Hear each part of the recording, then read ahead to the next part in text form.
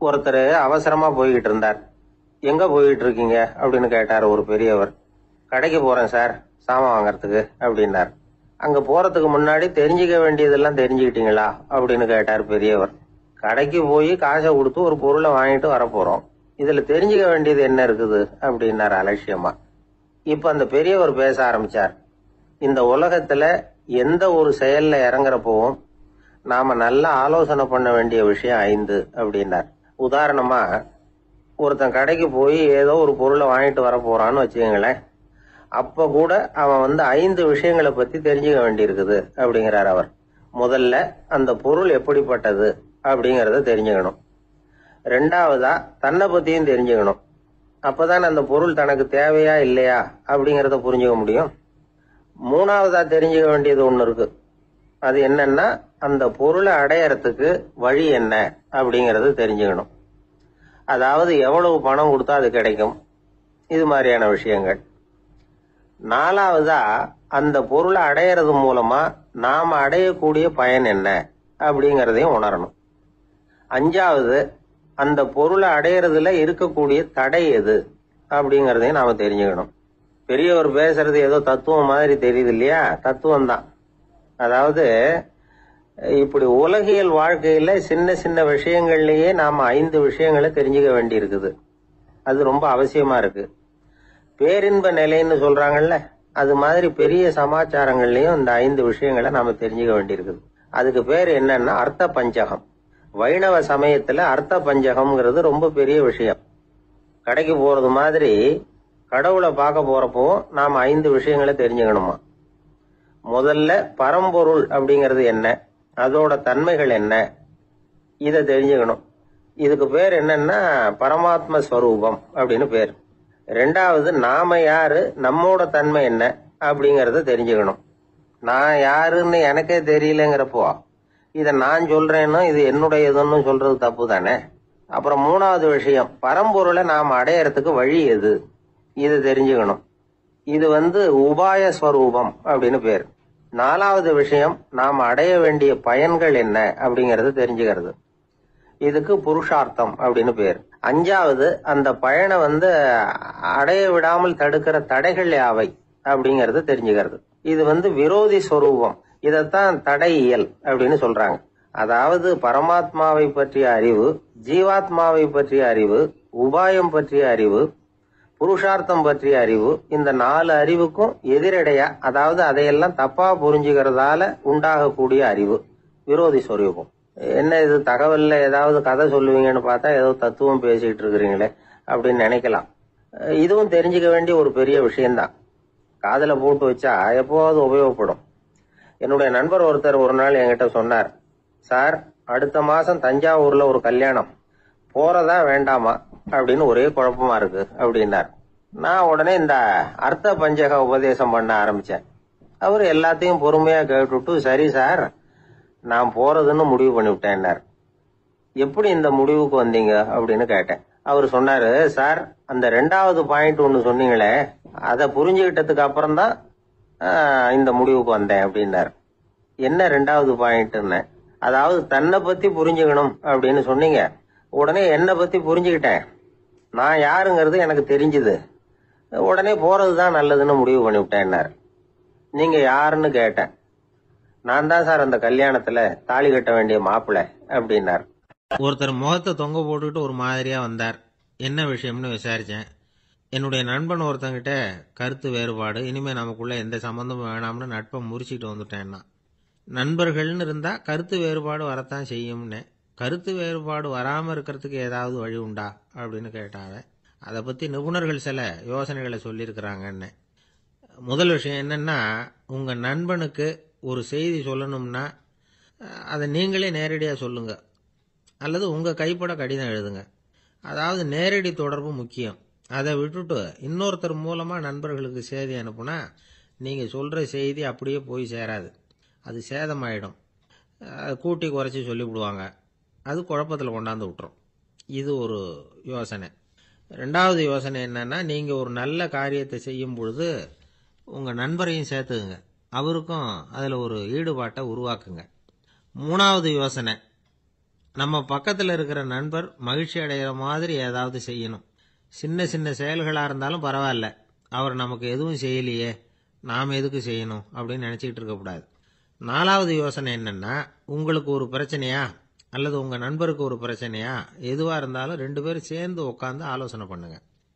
நம்ம யோசனையும் கேட்கப்படுதே அப்படிங்கிற நினைப்பே அவருக்கு ஒரு மன நிறைவை உண்டாக்குமா. 5வது யோசனை, உங்கள் நண்பர் ஏதோ ஒரு காரியத்தை செய்கிறார், நீங்கள் உடனே அவசரப்பட்டு நீ செய்கிறது தப்புன்னு தீர்ப்பு சொல்லக்கூடாது. அவர் அதை செய்யறதுக்கான நியாயங்கள் எவ்வளவோ இருக்கும், அதை புரிஞ்சுக்கிறதுக்கு முயற்சி பண்ணணும். 6வது யோசனை, உங்கள் நண்பர் என்ன சொன்னாலும் அதை பொறுமையாக கேளுங்க. அவர் சொல்கிறத புரிஞ்சுக்கணும், அவர் சொல்ல விரும்புகிறத புரிஞ்சுக்கணும், அவர் சொல்ல முடியாமல் தவிக்கிறதையும் புரிஞ்சுக்கணும். இப்படி 3 விதமாகவும் அவரை புரிஞ்சுக்கிட்டு அதுக்கு தகுந்த மாதிரி செயல்படணும்.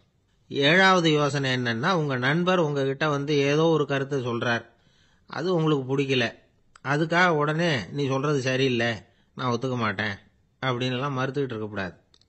அவர் சொல்கிறத கேட்கணும், பொறுமையாக சிந்திக்கணும், அதுக்கப்புறம் பதில் சொல்லணும். இப்படிலாம் நடந்துக்கிட்டால் நண்பர்களுக்குள்ள கருத்து வேறுபாடு வர்றதுக்கு வாய்ப்பே இருக்காது அப்படின்னு வல்லுநர்கள் தொகுத்து சொல்லியிருக்கிறாங்க இந்த யோசனைகளை. எனக்கு தெரிஞ்ச சில நண்பர்கள் உண்டு, அவங்களுக்குள்ளேயும் கருத்து வேறுபாடுகள் வராமல் இருக்கிறதுக்கு சில நுட்பங்களை கையாளுறது உண்டு. ஒருத்தர் சொன்னார், அந்த டாக்டர் சின்ன வயசுலேருந்து என் கூட பழகினவர், நாங்கள் 2 பேரும் இணை பிரியாத நண்பர்கள், இருந்தாலும் எனக்கு உடம்பு சரியில்லைன்னா நான் அவர்கிட்ட வைத்தியம் பார்த்துக்க மாட்டேன் அப்படின்னார் ஒருத்தர். ஏன் அப்படின்னு கேட்டேன். எங்கள் நட்பு கெட்டு போடக்கூடாது இல்லையா, அதனால தான் அப்படின்னாரு இவர். ஒரு நண்பர், அவர் ஒரு வழக்கறிஞர். ஒரு நாள் அவர்கிட்ட பேசிக்கிட்டு இருந்தேன். அப்ப கேட்டேன், ஏன் சார் நீங்கள்லாம் கோர்ட்ல வாதாடுறப்போ கருப்பு நிற அங்கி அணியிறீங்களே, அதுக்கு என்ன காரணம், சட்டத்துக்கும் கருப்பு கலருக்கும் என்ன சம்பந்தம் அப்படின்னு கேட்டேன். அது ஒரு சுவாரஸ்யமான கதைன்னார் அவர். சொல்லுங்களேன் அப்படின்னு அவர் சொன்னார். கிபி 1694 வருஷத்துல இங்கிலாந்து அரசி 2வது மேரிங்கிறவர் இறந்து போனார். அந்த ராணியோட கணவர் 3ஆம் வில்லியம், அவரு ஒரு உத்தரவு போட்டாராம், அரசியோட மறைவுக்கு அனுதாபம் தெரிவிக்கிற வகையில வழக்குரைஞர்கள் எல்லாரும் கருப்பு நிற அங்கி அணியணும் அப்படின்னு. அன்னைக்கு ஆரம்பிச்ச அந்த பழக்கம் அதுக்கப்புறம் மாறவே இல்லையாம், இன்னைக்கும் தொடருது. வழக்குரைஞர்கள்லாம் முதல்ல கருப்பு அங்கி மட்டும்தான் அணிஞ்சாங்களாம். அதுல ஒரு சின்ன சங்கடம், ஏற்கனவே உடம்பு கருப்பா இருக்கிறவங்க அதுக்கு மேல கருப்பு ட்ரெஸ் வேற போட்டுக்கிட்டா முகம் பளிச்சுன்னு தெரியாது இல்லையா, அதனால முகம் பளிச்சுன்னு தெரியறதுக்காக அவங்க எல்லாம் வெள்ளை நிற பட்டியை அணிய ஆரம்பிச்சாங்களாம். இப்படிதான் இங்கிலாந்துல அந்த பழக்கம் ஆரம்பமாயிருக்குது. அந்த சமயத்துல இந்தியாவை ஆண்டது பிரிட்டிஷ்காரங்க தானே, அதனால இங்கேயும் அந்த பழக்கம் அப்படி நடைமுறைக்கு வந்துட்டுது. அதே மாதிரி சர்ச்சிலின் மூதாதையரான மார்ல்பரோ பிரபுவின் ஞாபகார்த்தமா நீதிபதிகள் இந்த வெள்ளை குள்ளாய் அணிகிற முறை பழக்கத்துக்கு வந்துதான். இதுதான் என்னுடைய நண்பர் சொன்ன தகவல். இங்கிலாந்துல நீதிமன்றம்ங்கிறது ரொம்ப மதிப்புள்ளது. அந்த அளவுக்கு சட்டத்துக்கு அங்க மரியாதை.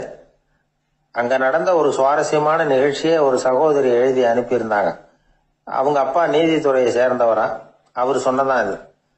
அவங்க எழுதி அனுப்பியிருந்த விஷயம் என்னன்னா, அங்க ஒரு கேஸ்ல ஒரு முக்கியமான தீர்ப்பு வழங்க வேண்டி இருக்குது. ஜட்ஜு, பாரட்லா படிச்ச பெரிய பெரிய வக்கீல்கள், ஜூரி எல்லாருமா கூடி அந்த கேஸை பத்தி விவாதிக்கணும். சுமாரா 40 பேர். இதுக்காக கோர்ட் ஹால்ல விசேஷ சேம்பர்ல நுழையறதுக்கு முன்னாடி அவங்க எல்லாம் தங்களுடைய கோட்டு தொப்பி எல்லாத்தையும் கழட்டி அங்க நின்றுகிட்டு இருந்த ஒரு அட்டெண்டர் கிட்ட கொடுத்துட்டு உள்ள போனாங்க. அந்த ஆளு படிக்காதவர். அவரு ஒவ்வொருத்தர் கொடுக்கறதையும் வாங்கி அங்க அப்படியே ஒரு இடத்துல அடுக்கி வைக்கிறார். அப்படியே வாங்கி உள்ள வச்சுக்கிட்டு இருக்கிறார் ஒவ்வொரு இடத்துல. அது அவரோட வேலை. உள்ள போன ஜட்ஜி, வக்கீல், ஜூரி எல்லாரும் ரொம்ப நேரமா அந்த கேஸை பத்தி விவாதிக்கிறாங்க. ஒரு நாள் பூரா ஆயிட்டுது. அவ்வளவு தீவிரமா அக்கு வேறு ஆணி வேறைய பிச்சு உதறி இருக்கிறாங்க. ஒரு வழியா 13 மணி நேரம் கழிச்சு வெளியில வந்திருக்கிறாங்க.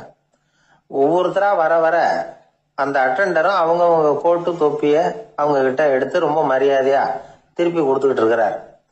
கடைசியா ஜட்ஜ்மெண்ட்லாம் எழுதி முடிச்சுட்டு ரொம்ப திருப்தியோடவும் களைப்போடவும் வெளியில வந்துகிட்டு இருக்கிறாராம். இந்த ஆள் அவருடைய மேல் கோட்டையும் தொப்பியையும் எடுத்து அவர்கிட்ட ரொம்ப மரியாதையோட நீட்டினாராம். ஜட்ஜுக்கு ரொம்ப ஆச்சரியம். இந்த ஆள் எப்படி இவ்வளவு பேரோட கோட்டு தொப்பி எல்லாத்தையும் ஞாபகம் பேசாம திருப்பி கொடுக்கிறார் அப்படிங்கிறது அவருக்கு ஆச்சரியம். அதனால அவர் அந்த ஆளை பார்த்து கேட்டாராம், ஏப்பா இந்த கோட்டை கொடுக்குறியே, இது என்னோடது தானா? என்னோடது தான் உனக்கு எப்படி தெரியும் அப்படின்னாராம். இதுக்கு அந்த பியூனு ரொம்ப பதவிசா பதில் சொன்னாராம், ஐயா இந்த கோட்டு ஹேட்டை உங்ககிட்ட வாங்கி மாட்டினேன், இப்ப திரும்ப உங்ககிட்ட தரணும், தந்துட்டேன், இதுதான் என்னோட வேலை, மற்றபடி இது உங்களோடதா இல்லையா அப்படிங்கறதெல்லாம் எனக்கு தெரியாதுங்க அப்படின்னாராம். ஒரு பூங்கா, அங்க ஒருத்தர் நின்றுட்டு இருக்கிறார்.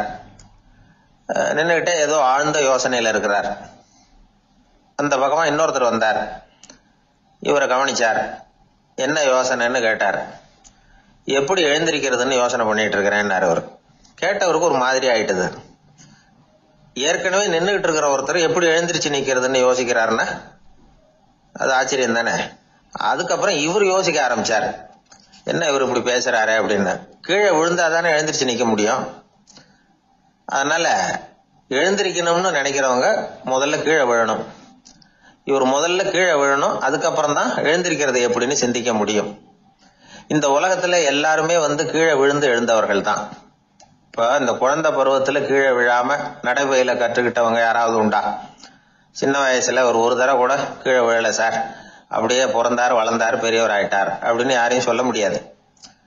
அதனால மனுஷங்கிறவன் விழுந்து புரண்டு எழுந்துதான் நடக்க கத்துக்கிறான். ஒரு உண்மையை நாம எல்லாரும் புரிஞ்சுக்கணும். இந்த உலகத்துல தவறு செய்யாத மனிதர்களே யாரும் கிடையாது. அப்படி இருக்கிறப்போ எப்போதாவது நாம தவறு பண்ணிவிட்டோம்னா அதுக்காக மனசு உடைஞ்சு போயிடக்கூடாது, வாழ்க்கையில வெறுப்பு வந்துடக்கூடாது. ஒரு தவறு நடந்துட்டுதா அதுக்காக மனசு உடைஞ்சு போடாதீங்க, அதை ஒரு பாடமா எடுத்துக்கங்க. அதே தவறு மறுபடியும் நடக்காம வேணும்னா பாத்துக்கலாம், அது போதும். தடைக்கல்ல படிக்கல்லாம் மாத்திக்கணும், இதுதான் இதுல முக்கியம். ஒரு அலுவலகம், அங்க ஒரு அதிகாரி, அவர் உயர்ந்த பதவியில் இருந்தார், சிறந்த நிர்வாகின்னு பேர் வாங்கினவர். அவர் தனக்கு கீழே வேலை செய்யறவங்க கிட்ட எல்லாம் சொல்லுவாராம், இந்த நிறுவனத்துல நீங்க எத்தனை தடவை வேணும்னாலும் தவறுகள் செய்யலாம், ஆனா ஒரே விஷயம் என்னன்னா ஒரே தவறை மறுபடியும் செய்யக்கூடாது, அது முக்கியம் அப்படின்பாராம். இத மேம்போக்கா பார்த்தா அவர் ஏதோ தன்னுடைய ஊழியர்களை தவறு செய்ய தூண்டுறது மாதிரி தெரியும். ஆனா உண்மை அப்படி இல்லை. இன்னைக்கு என்ன நடக்குது தெரியுமா? அநேகமா எல்லா மனிதர்களுமே ஒரே தவறை தான் மறுபடியும் மறுபடியும் செய்யறாங்க. விளையாட்டு வீரர்கள் ஒரே மாதிரியான தவறுகளை திரும்ப திரும்ப செய்யறது உண்டு. கணக்கு எழுதுறவங்கள பாருங்க, ஒரே தப்ப மறுபடியும் மறுபடியும் செய்வாங்க. அலுவலகம் வருகிறவர்களை கவனிங்க, ஒரு நாள் தாமதமா வந்தா பரவாயில்ல, தினமும் தாமதமா வருவாங்க. இது மாதிரி செய்த தவறையே திரும்ப திரும்ப செய்யறதுக்கு என்ன காரணம் அப்படின்னா சோம்பல், ஞாபக மறதி, கவனக்குறைவு, தன்னுடைய திறமை பேர்ல அளவுக்கு மீறிய நம்பிக்கை, இப்படி இதுல ஏதாவது ஒரு காரணமா இருக்கலாம் அப்படிங்கிறாங்க இது பற்றி ஆய்வு செய்கிற வல்லுநர்கள். ஒரு தடவை செஞ்ச தவிர மறுபடியும் செய்யறது இல்லைன்னு முடிவு செஞ்சுக்கிட்டு அதை செயல்படுத்த கத்துக்கணும், அது போதும், வாழ்க்கை வெற்றிகரமா அமையும் அப்படிங்கிறாங்க அந்த அனுபவசாலிகள். அதனால வெற்றிகரமா வாழ்க்கையில நடைபோட விரும்பும் இளைஞர்கள் தவிர்க்க வேண்டியது என்னன்னா, முதல்ல சோம்பலை தவிருங்கள், சுறுசுறுப்பாக இயங்குங்கள் அப்படிங்கறது அவங்க அறிவுரை. ரெண்டாவது ஞாபக மறதி, எந்த செயல்லையும் ஈடுபாடு வேணும், அக்கறை வேணும். மூணாவது கவனக்குறைவு, எதையும் அலட்சியப்படுத்தக்கூடாது. நாலாவது என்னால முடியாதது எதுவுமே கிடையாது அப்படிங்கிற அளவுக்கு மீறிய நம்பிக்கை, அது ஆபத்துல கொண்டு போய் விட்டுரும். அதனால முதல் தவறு உங்களுக்கு ஒரு பாடமா அமையணும். ஒரு மனிதர் அவர் தன்னுடைய 2 காதுலயும் கட்டு போட்டுக்கிட்டு வந்தார். அவருடைய நண்பர் அதை கவனிச்சுட்டாரு. என்ன சார் ஆச்சு, 2 காதுலயும் கட்டு போட்டுருக்கீங்களே அப்படின்னு விசாரிச்சார். ஒண்ணுமில்ல சார், வீட்டுல ரொம்ப ஆர்வமா டிவியில கிரிக்கெட் மேட்ச் பாத்துக்கிட்டு இருந்தேன். அப்போ என்னுடைய மனைவி துணிகளுக்கு அயர்ன் பண்ணிட்டு இருந்தாங்க. அயர்ன் பாக்ஸ் அப்படியே வச்சுட்டு அடுப்பங்கரைக்கு போயிட்டாங்க. அந்த சமயம் பார்த்து டெலிபோன் பண்ணி அடிச்சுது. அவசரமா ஓடி போய் அதை எடுத்து காதுல வச்சேன். அப்பதான் தெரியும் அது அயர்ன் பாக்ஸுங்கிற விஷயம். சூடா இருந்ததா, சுட்டு விட்டது அப்படின்னாரு. ஒரு காது சரி சார், 2 காதும் ஏன் அப்படி ஆச்சு அப்படின்னு கேட்டார். அதே ஆளு மறுபடியும் போன் பண்ணா சார் அப்படின்னாரு. இவர் எவ்வளவு தூரம் யோசிச்சிருப்பாரு பாருங்க. அதனால ஒரு தவறு மறுபடியும் நடக்கக்கூடாது, முதல் தவறு உங்களுக்கு ஒரு பாடமாக அமையட்டும் அப்படிங்கிறது தான் இதுல இருந்து நாம தெரிந்து கொள்ள வேண்டிய கருத்து. அதனால தவறுகள் அதெல்லாம் தடைக்கெல்லாம் நினைக்க வேண்டாம், படிக்கெல்லாம் நினைப்போம். அப்படி நினைச்சோம்னா வாழ்க்கையில வெற்றி நிச்சயம். ஒரே ஒரு ஊர்ல ஒரு ராஜா இருந்தார், ரொம்ப நல்லவர். ஒரு நாள் அரண்மனையில விசாரணை நடந்துகிட்டு இருக்குது. அதுல ஒரு வழக்கு. ஒரு விவசாயி புகார் கொடுக்கிறார். என்ன புகார்னா, அவரு வயல்ல ஆடுகள் மேய்ஞ்சி பயிரை அழிச்சுட்டுது. நிறைய உழைச்சி செலவு பண்ணி பயிரை உண்டாக்கி வச்சிருந்தேன், எல்லாம் போயிட்டுது. இனிமே நான் என்ன செய்யறது, நீங்க தான் சரியான தீர்ப்பு வழங்கணும் அப்படின்னார் அந்த விவசாயி. அந்த ஆடுகளுக்கு சொந்தக்காரர் யாருன்னு கண்டுபிடிச்சு அரண்மனைக்கு அழைச்சிட்டு வாங்கன்னு உத்தரவு போட்டார் ராஜா. சேவகர்கள் போனாங்க, ஆளை கண்டுபிடிச்சாங்க, கூப்பிட்டுக்கிட்டு அரண்மனைக்கு வந்துட்டாங்க. ராஜா விசாரணை பண்ணாரு. அப்புறம் விசாரிச்சு முடிச்சுட்டு தீர்ப்பு வழங்கினார். இந்த விவசாயி அடைந்திருக்கிற இழப்புக்கு ஈடாக உன்னுடைய ஆடுகளை அவன்கிட்ட கொடுத்துட வேண்டியது அப்படின்னு சொல்லிவிட்டார். உன்கிட்ட இருக்கிற ஆடு பூரா அவன்கிட்ட கொடுத்துரு, அந்த ஆட்டுனால ஏற்பட்ட இழப்பு சரியா போகட்டும் அப்படின்னு தீர்ப்பு வழங்கிட்டார். அந்த மன்னருடைய மகன் இதை பார்த்துக்கிட்டே உட்காந்துருந்தான். இந்த தீர்ப்பை இன்னும் கூட சிறப்பா வழங்கலாமே அப்படின்னு நினைச்சான்.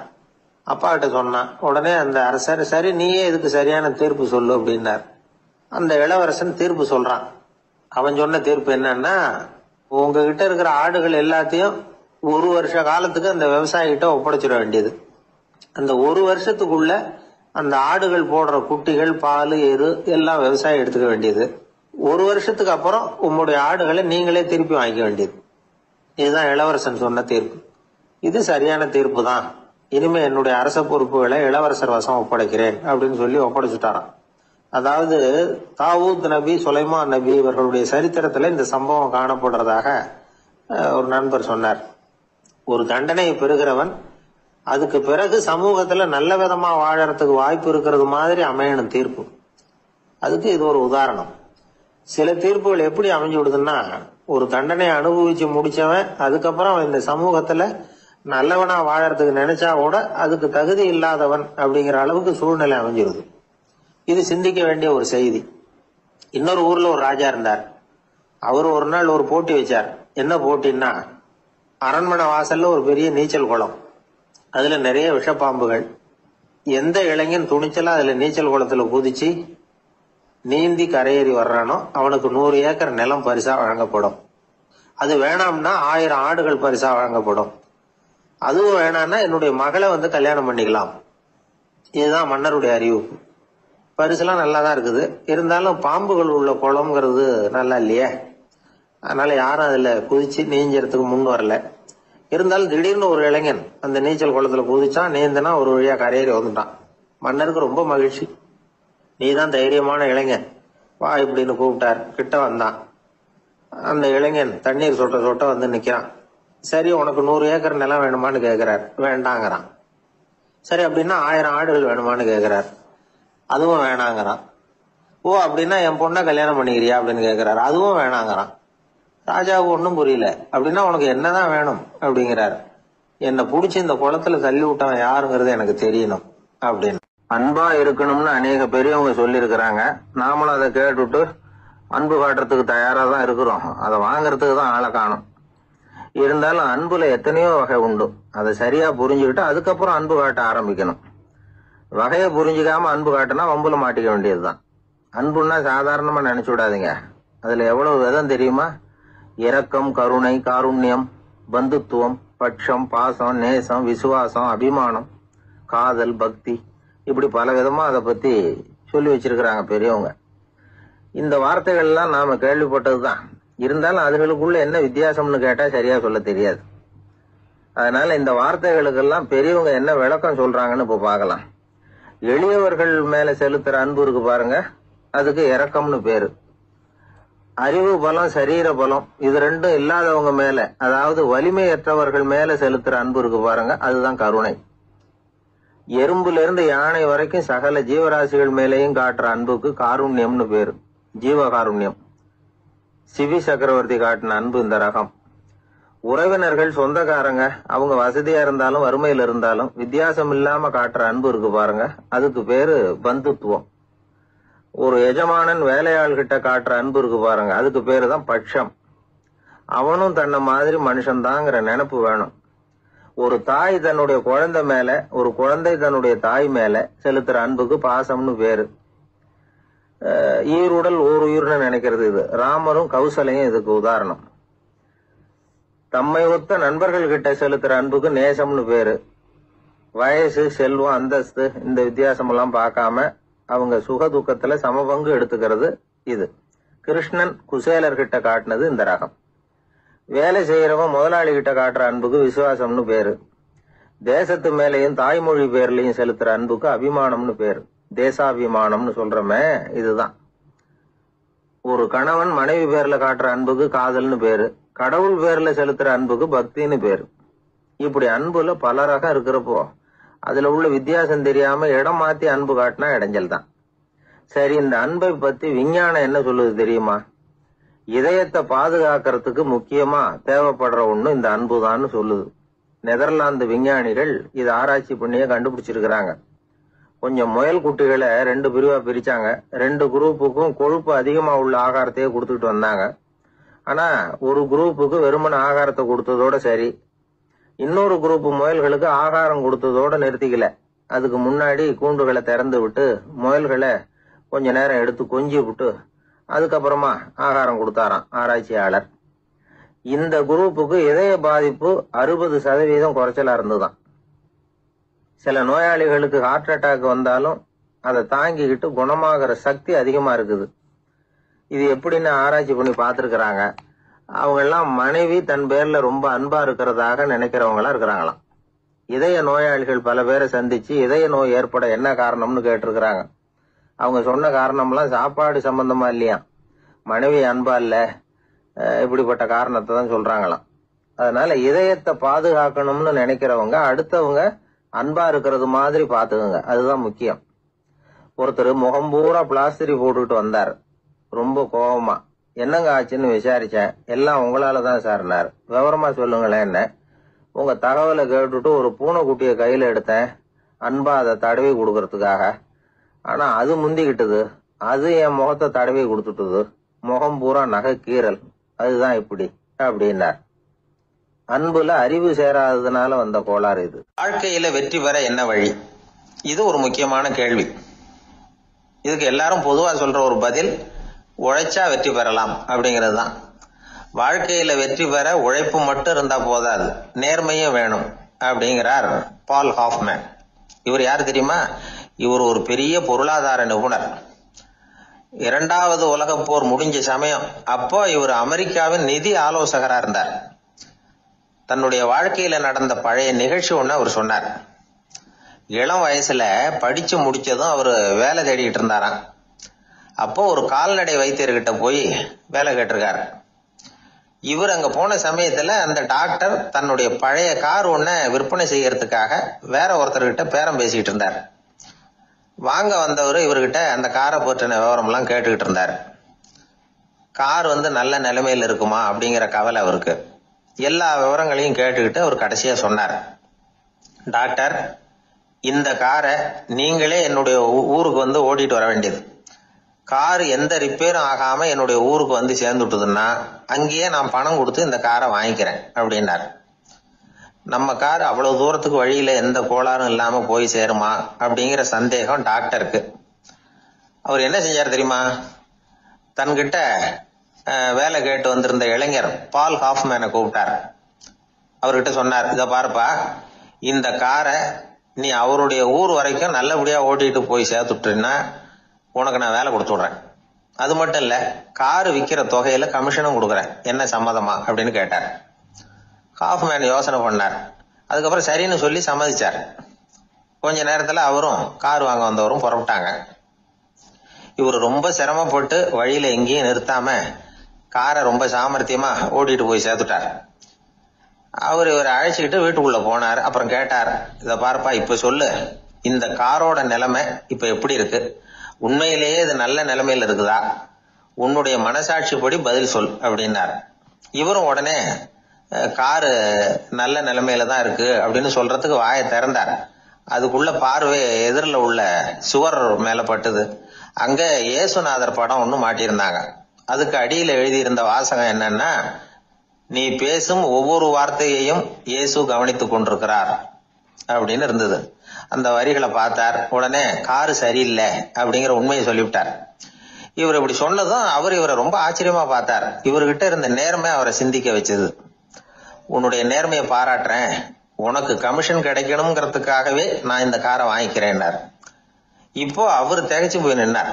மறுபடியும் அவர் சொன்னார், நீ காரை ஓட்டிட்டு வரும்பொழுதே உன்னுடைய திறமையை பார்த்தேன், உனக்கு விருப்பம் இருந்தா நீ என்கிட்டயே வேலைக்கு சேர்ந்து விடலாம் அப்படின்னார். பால் ஹாஃப்மேன் அவர்கிட்ட வேலைக்கு சேர்ந்தார். படிப்படியா முன்னேறினார். கடைசியில பாத்தீங்கன்னா அமெரிக்காவுடைய நிதி ஆலோசகரா ஆனார். அதுக்கப்புறம் அவர் அந்த பழைய சம்பவத்தை எப்பவும் மறக்கிறது இல்லை, அடிக்கடி சொல்றது உண்டு. அதனால இதுல இருந்து நாம தெரிஞ்ச வேண்டியது என்னன்னா, வாழ்க்கையில முன்னுக்கு வரணும்னா உழைப்பு மட்டும் போதாது, நேர்மையும் வேணும். ஆனா இந்த காலத்துல சிலருடைய நேர்மை நமக்கு ஆச்சரியமா கூட இருக்கும். ஒருத்தர் புஸ்தக கடை வச்சிருந்தார். ரொம்ப நேரமா தேடி ஒரு புத்தகத்தை கையில் எடுத்தார். அதுக்கு பில் போட சொன்னார். அந்த புத்தக கடைக்கு வந்த இன்னொருத்தர் பில் போடுறவர், சார் இந்த புத்தகம் மகா அறுவை, மகா மட்டம், இது வேணாம் உங்களுக்கு, வேற ஏதாவது ஒண்ணு பாருங்கன்னார். புத்தக கடை வச்சிருக்கிறவரே இப்படி சொன்னார். வாங்க வந்தவர் இவர் ஆச்சரியமா பார்த்தார். உங்க நேர்மையை பாராட்டுறேன், அது சரி இந்த புத்தகத்தை ஏற்கனவே நீங்க படிச்சு பார்த்துட்டீங்களான்னு கேட்டார். அதை படிச்சு வேற பாக்கணுமான்னார். அப்புறம் எப்படி இது மகாமட்டம்னு சொல்றீங்க அப்படின்னார். அதை எழுதினவனே நான் தான் சார் அப்படின்னார் அவர். இது ஒரு விதமான நேர்மை, நேர்மையை ஒத்துக்கிறது. எப்படி இருந்தாலும் வாழ்க்கையில உழைப்பும் நேர்மையும் உயர்வதற்கு வழிகள். உழைப்பை விட நேர்மை முக்கியம் அப்படிங்கறத புரிந்து கொண்டால் வாழ்க்கையில வெற்றி நிச்சயம். ஒரு ஊர்ல ஒரு ராஜா இருந்தார். பெரிய அரண்மனையில தான் இருக்கிறார். எல்லா வசதியும் இருந்தது. இருந்தாலும் அவர் எல்லாரும் சொல்றது எப்படி தெரியுமா, பிச்சைக்கார ராஜா. அப்படி ஒரு பேர் அவருக்கு நிலைச்சு போச்சு. ஜனங்களும் சரி, மற்ற தேசங்களில் உள்ளவங்களும் சரி, அவர் அந்த பேர் சொல்லியே குறிப்பிடுறது வழக்கமாக போட்டுது. இது அவருக்கு ரொம்ப கவலையா போச்சு. என்ன இது, நம்மளை தேடி வர்றவங்களுக்கெல்லாம் நாம் சோறு போடுறோம், நம்ம புகழ்ந்து பாடல் ஏற்றி கொண்டு வர்ற புலவர்களுக்கெல்லாம் அவங்க எப்படி வந்தாலும் ஒருவேளை சோறு போடணுங்கிறது உத்தரவு. இவ்வளவுலாம் செஞ்சும் நம்மளை போய் பிச்சைக்கார ராஜான்னு எல்லாரும் சொல்றாங்களே, அது ஏன், எதுக்காக இப்படி சொல்றாங்க? இதுதான் ராஜாவுக்கு குழப்பம். சரி, இதை பத்தி நம்ம அமைச்சர்கள் கிட்ட கேட்கலாமா அப்படின்னு யோசனை பண்ணார். இந்த விஷயத்த போய் அவங்க கிட்ட எப்படி கேட்கறதுன்னு அவருக்கு தயக்கமா இருந்தது. கௌரவ குறைச்சலா தெரிஞ்சது அவருக்கு. சரி, சாதாரண குடிமக்கள் கிட்ட இதை பத்தி கேட்கலாமா அப்படின்னு யோசனை பண்ணார். கேட்கலாம், ஆனா அவங்க யாரும் ராஜா முன்னாடி வந்து நின்று தைரியமா பேசக்கூடிய அளவுக்கு இல்லை.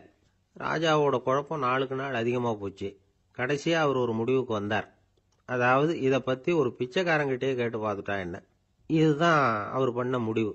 உடனே மாறு வேஷம் போட்டுக்கிட்டு நகர்வலம் போனார். ஒரு பிச்சைக்காரனை கண்டுபிடிச்சார். இதை பாருப்பா, நம்ம ராஜாவை எல்லாரும் பிச்சைக்கார ராஜான்னே சொல்றாங்களே, அதுக்கு என்ன காரணமா இருக்கும் அப்படின்னு கேட்டார். அதுக்கு அவன் சொல்றான், இதுக்கான பதில இன்னும் ஒரு 30 நாள்ல சொல்றேன் அப்படின்னா. உடனே இவருக்கு சந்தோஷம். உண்மையை அவங்ககிட்ட சொன்னார். நான் வேற யாரும் இல்லை, நான் தான் இந்த நாட்டு ராஜா. இப்ப நீ என் கூடவே வந்துரு, அரண்மனையிலேயே தங்கிக்கோ. 30 நாள் கழிச்சு எனக்கு பதில் சொல்லிவிட்டு அதுக்கப்புறமா நீ போகலாம் அப்படின்னு சொல்லி அழைச்சிட்டு வந்துட்டார். அரண்மனையில் ஒரு மூலையில் அவன் தங்கறதுக்கு இடம் கொடுத்தார். தினம் 2 வேளையும் இவனுக்கு சோறு போடுங்க அப்படின்னு உத்தரவு போட்டார். ராஜா கொடுத்த இடத்துல போய் உக்காந்துக்கிட்டான் அந்த பிச்சைக்காரன். தினமும் அந்த அரண்மனையில் நடக்கிறதையெல்லாம் கவனிச்சுக்கிட்டு வந்தான். வேளைக்கு சாப்பாடு வரும், சாப்பிட்டுக்கிட்டு இருக்கான்.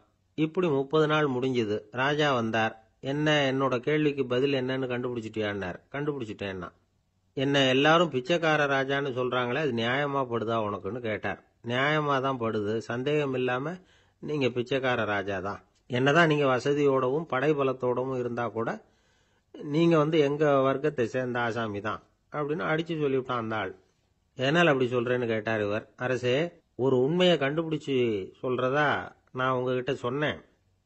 நீங்க ராஜ பரம்பரைன்னா உடனே உங்க கழுத்துல கிடக்கிற முத்து மாலையை கழட்டி பரிசா கொடுத்துருப்பீங்க, பொன்னையும் மணியையும் கொடுத்துருப்பீங்க. ஆனா நீங்க அப்படி செய்யல. என்ன ஒரு மூலையில உட்கார வச்சு 2 வேளை சோறு போட சொன்னீங்க. உங்களை தேடி யாரு வந்தாலும், யாரு பாராட்டி பேசினாலும் அல்லது பிரச்சனைகளை சொன்னாலும் நீங்க செய்யற ஒரே காரியம் சோறு போடுறது தான். பிச்சைக்காரனுக்கு சோறு மட்டும்தான் உலகம். உங்க விஷயத்திலையும் நீங்க அப்படித்தான் நினைக்கிறதாக தெரியுது. நல்லா கவனிங்க. எந்த ஒரு பிரச்சனைக்கும் சோறு தான் முடிவுன்னு நினைக்கிறீங்க பாருங்க. நீங்க சந்தேகமில்லாத எங்களை சேர்ந்த ஆளுதான் அப்படின்னு விட்டான் அந்த பிச்சைக்காரன். அதுக்கப்புறம் தான் அந்த ராஜா தன்னுடைய தவறுகளை எல்லாம் திருத்திக்கிட்டாராம். பசின்னு வர்றவங்களுக்கு சோறு தான் போடணும், அது தப்பு இல்லை. பாராட்ட வர்றவங்களுக்கெல்லாம் சோத்தையே போட்டு அனுப்புனா இப்படிதான் பேர் வரும். எனக்கு தெரிஞ்ச ஒருத்தர் தினமும் யாராவது ஒருத்தரை தன் வீட்டுக்கு அழைச்சிட்டு போவார், சாப்பாடு போட்டு அனுப்புவார். முன்னறிவிப்பு இல்லாம திடீர்னு ஒரு விருந்தாளியோட வீட்டுல போய் ஒரு நிக்கிறது வழக்கம். அந்த அம்மாவும் இவருக்காக தயார் பண்ணி வச்சிருந்ததை இவர் அழைச்சிட்டு வந்திருக்கிற விருந்தாளிக்கு போட்டுருவாங்க. விருந்தாளி சாப்பிட்டுட்டு போனதுக்கு அப்புறம் இவர் மனைவி கிட்ட உனக்கு சிரமம் வேணாம் அப்படின்னு சொல்லிவிட்டு பக்கத்துல உள்ள ஒரு ஹோட்டலுக்கு போய் காசு கொடுத்து சாப்பிட்டுட்டு வந்துருவார். பல நாள் இப்படி நடக்கும். ஒரு நாள் அவரை தனியா கூப்பிட்டுக்கிட்டு போய் ஏன் இப்படி பண்றீங்கன்னு கேட்டோம். அதுக்கு அவர் சொல்றாரு, எங்க வீட்டு சாப்பாட்டுல இருந்து தப்பிக்கிறதுக்கு எனக்கு வேற வழி எதுவும் தெரியல சார், அதனாலதான் இப்படி பண்ணிட்டு இருக்கிறேன் அப்படின்னார். ரொம்ப பரிதாபம். அள்ள அள்ள குறையாதது அட்சய பாத்திரம், அது நமக்கு தெரியும், கேள்விப்பட்டிருக்கிறோம். ஆனா போட போட நிரம்பாத ஒரு பாத்திரம் உண்டு. அது என்ன தெரியுமா? நம்மள பல பேர்கிட்ட அந்த பாத்திரம் உண்டு. அதுதான் பேராசை அப்படிங்கிற பாத்திரம். அதை நிறைவு செய்யவே முடியாது. பேராசையை பத்தி சுஃபி இலக்கியத்துல ஒரு பிரபலமான கதை உண்டாம். அதை ஒரு பெரியவர் எடுத்து சொல்லியிருக்கிறார். ஒரு மன்னர் நகர்வலம் போயிட்டு இருக்கார். ஒரு பிச்சைக்காரன் மன்னர் எதிரில் வர்றான். பிச்சை போடுங்கிறான். என்னுடைய அமைதியை கெடுக்காதே போங்கிறார் மன்னர். அவன் சிரிக்கிறான். அரசே, உங்களுடைய அமைதி கெடக்கூடிய நிலையில இருந்தா அதுக்கு பேர் அமைதியே கிடையாது அப்படின்னு. எதிரில் நிக்கிறது வெறும் பிச்சைக்காரன் இல்ல, யோகி அப்படிங்கறத மன்னர் புரிஞ்சுக்கிட்டார். துறவியே, உங்களுக்கு என்ன வேணும்னாலும் கேளுங்க, கொடுக்கறேன்னாராம். அந்த துறவி மறுபடியும் சிரிக்கிறார். அரசே, உங்களால முடியாததையெல்லாம் கொடுக்க முடியும்னு சத்தியம் செய்யாதீங்க அப்படின்னார். மன்னருக்கு கோபம் வந்துட்டுது. என்ன இவர் இப்படி சொல்றாரு அப்படின்னு நினைச்சார். நகர்வலத்தை பாதியிலேயே நிறுத்தினார். வாங்க அரண்மனைக்குன்னார். துறவியை அழைச்சிக்கிட்டு அரண்மனைக்கு வந்துட்டார். துறவி தன்கிட்ட இருந்த பிச்சை பாத்திரத்தை நீட்டினார். இது நிறைய எனக்கு பொற்காசுகள் வேணும் அப்படின்னாராம். அவ்வளவுதானா, இது ஒரு பெரிய காரியமா அப்படின்னு கையை தட்டினாராம் மன்னர். ஒரு பெரிய தாம்பாளம் நிறைய பொற்காசுகள் சேர்ந்தது. அதை அள்ளி போட்டார். போட போட அந்த பிச்சை பாத்திரம் நிரம்பவே இல்லை. பொற்காசுகள் போட போட அவ்வளவே உள்ள வாங்கிக்கிட்டே இருக்குது. அரசாங்க கஜானாவே காலி ஆயிட்டுது. மூட்டை மூட்டையா பொற்காசுகளை கொட்டி பார்த்துட்டாங்க. அது முழுங்கிக்கிட்டே இருக்குது. கடைசி வரைக்கும் அந்த பிச்சை பாத்திரம் நிரம்பவே இல்லை. அரசர்கிட்ட இருந்த கர்வம் போயிட்டுது. அப்படியே பொத்துன்னு துறவி காலில் விழுந்தார். அப்போ அந்த துறவி சொன்னாராம், மன்னா, இந்த பிச்சை பாத்திரத்தை உங்களால மட்டும் இல்ல, வேற யாராலையும் நிரப்ப முடியாது. அதுக்கு என்ன காரணம்னா, இது சாதாரண பிச்சை பாத்திரம் இல்ல, பேராசைகளோட வாழ்ந்து செத்து போன ஒரு மனிதனின் மண்டை ஓடுது அப்படின்னாராம். பாருங்க, இதுதான் அந்த சுஃபி இலக்கிய கதை. செத்த பிறகும் நிறைவு இல்லைன்னா அது எப்பேற்பட்ட பேராசையா இருக்கும்னு யோசிச்சு பாத்துங்க. நம்மால ஒருத்தர் கல்யாணம் பண்ணிக்க பொண்ணு பார்த்துக்கிட்டு இருந்தார். அழகு, அறிவு, படிப்பு எதுவும் தேவையில்லை, பணம் மட்டும் இருந்தா போதும் அப்படின்னு பாக்குறவங்க கிட்ட எல்லாம் சொல்லி வச்சார். ரொம்ப நாளைக்கு அப்புறம் ஒரு பணக்காரர் கிடைச்சார். அவரு சொன்னார், இத பாருங்க, எனக்கு 20 வயசுல ஒரு மகள், அவளை நீங்க கல்யாணம் பண்ணிட்டா 2 லட்சம் பணம் கொடுப்பேன். 25 வயசுல ஒரு பொண்ணு, அவளை கல்யாணம் பண்ணிட்டா 2.5 லட்சம் தருவேன். 30 வயசுல ஒரு பொண்ணு இருக்கா, அவளை கல்யாணம் பண்ணிட்டா 3 லட்சம் தருவேன். என்ன சொல்ற அப்படின்னாராம். இவன் கொஞ்ச நேரம் யோசிச்சு பார்த்திருக்கான். அதுக்கப்புறம் மெதுவா அவரை நிமிர்ந்து பார்த்து, ஏன் சார், உங்ககிட்ட 50 வயசுல ஏதாவது பொண்ணு இருக்கா அப்படின்னு கேட்டானா. ஒரு ஊர்ல ஒரு மன்னர் இருந்தார். ஒரு நாள் அவருடைய அரசவைக்கு ஒரு ஓவியன் வந்தான். அவன் சீனா தேசத்திலிருந்து வந்தவன், தாவோ சிந்தனையாளன். அவன் அங்க மன்னர் முன்னாடி நிக்கிறான். யாரும் செய்ய முடியாத ஒரு காரியத்தை என்னால செய்ய முடியும்னா. இவன் இப்படி சொன்னதை கேட்டதும் ஏற்கனவே அங்க இருந்த அரசவை ஓவியன் ஒருத்தனுக்கு கோபம் வந்துட்டுது. இதோ பாரு, இப்படி எல்லாம் பேசக்கூடாது, நான் வேணும்னா உன்னுடைய சவாலை ஏத்துக்கிறேன் அப்படின்னா. நாம 2 பேரும் ஓவியம் தீட்டுவோம், அதை பார்த்துட்டு நம்ம 2 பேர்ல யாரு சிறந்த ஓவியன் அப்படிங்கறத மன்னரே தீர்மானம் செய்யட்டும், என்ன சொல்ற அப்படின்னு கேட்டான் அவன். அவனும் சரின்னு ஒத்துக்கிட்டான். போட்டி ஆரம்பமாச்சு. அரசர் அவங்களுக்கு 2 சுவர்களை ஒதுக்கி கொடுத்தார். 6 மாச காலம் அவகாசம் கொடுத்தார். 2 ஓவியர்களும் அவங்கவங்க வேலையை ஆரம்பிச்சாங்க. இரவு பகலா வேலை செய்ய ஆரம்பிச்சுட்டாங்க. 6 மாசம் முடிஞ்சது. அரசர் பார்த்தார். முதல்ல தன்னுடைய அரசவை ஓவியர் தீட்டி இருந்த ஓவியத்தை பார்த்தார். ரொம்ப பிரமாதமா இருந்தது, பாராட்டினார். இதோ பாரு, உன்னுடைய ஓவியம் அற்புதமா இருக்கு, உயிரோட்டம் உள்ளதா இருக்குது, கலையின் உச்சமே இதுதான், இதை விட சிறந்த ஒரு ஓவியத்தை வேற யாராலையும் படைக்க முடியாது அப்படின்னார். அதுக்கப்புறம் அந்த சீன ஓவியன் கிட்ட போனார். எங்க உன்னுடைய ஓவியம்னு கேட்டார். திரைச்சீலையை விலக்கி விட்டு பாருங்கன்னா. மன்னர் அந்த திரைச்சேலையை விளக்குனார். உள்ள ஓவியம் இருக்க வேண்டிய இடம் கண்ணாடி மாதிரி தெரிஞ்சுது. அவன் அந்த 6 மாச காலமா அந்த சுவரை தேய்ச்சி தேய்ச்சி கண்ணாடி மாதிரி ஆக்கி வச்சிருக்கிறான். அதுக்கு நேரா எதிர் சுவர்ல அரசவை ஓவியம் தீட்டின ஓவியம் இருக்கு. அது எதிரில் இருந்த இந்த கண்ணாடியில பட்டு பிரதிபலிக்குது. மன்னர் யோசனை பண்ண ஆரம்பிச்சார். அப்புறம் அந்த சீன ஓவியனை பார்த்து கேட்டார், இத பாரு, நீ என்னுடைய ஆளை தோற்கடிச்சுட்ட அப்படிங்கறதுல சந்தேகம் இல்லை. ஆனாலும் எங்களை ஏமாத்தி இருக்கிற, எந்த ஓவியமும் நீ வரையிலையே அப்படின்னார். அரசே, இதுதான் உண்மையான ஓவியம், உயிருள்ள ஓவியம். இது மனோபாவங்களை பிரதிபலிக்கும், மாறுகின்ற காலங்களை அப்படியே காட்டும் அப்படின்னா அந்த சீன ஓவியன். கையால வரைகிற ஓவியங்கள்ல சலனம் இல்லை. கண்ணாடி அப்படி கிடையாது. சக்தியின் ஓட்டம் அதுல எப்பவும் இருந்துகிட்டே இருக்கும். கண்ணாடி மட்டுமே ஜீவன் உள்ள ஓவியமா இருக்க முடியுங்கிறத அந்த சீன ஓவியன் தெரிஞ்சு வச்சிருந்தான். ஏன்னா அவன் ஒரு தாவோ சிந்தனையாளன். ஒவ்வொரு குழந்தையும் இந்த கண்ணாடியோட தான் பிறக்குது. ஆனா நாம என்ன செய்யறோம்னா ஓவியங்களை கண்ணாடி மீது பதிப்பிச்சு விடுறோம். கண்ணாடி நம்மளை பிரதிபலிக்குது. நம்முடைய அழகோ அவலட்சணமோ கண்ணாடியை பாதிக்கிறது இல்லை. ஏன்னா அதுக்கு மனம் கிடையாது. கடந்து போன வினாடியை பத்தி அது சிந்திக்கிறது இல்லை. அடுத்த கணத்தை பத்தின எதிர்பார்ப்பும் அதுகிட்ட கிடையாது. அதுதான் பற்றற்ற நிலை. மனிதனுக்கு தேவைப்படுறது அதுதான். கண்ணாடி கிட்ட இருந்து நாம கற்றுக்கொள்ள வேண்டிய பாடம் இது.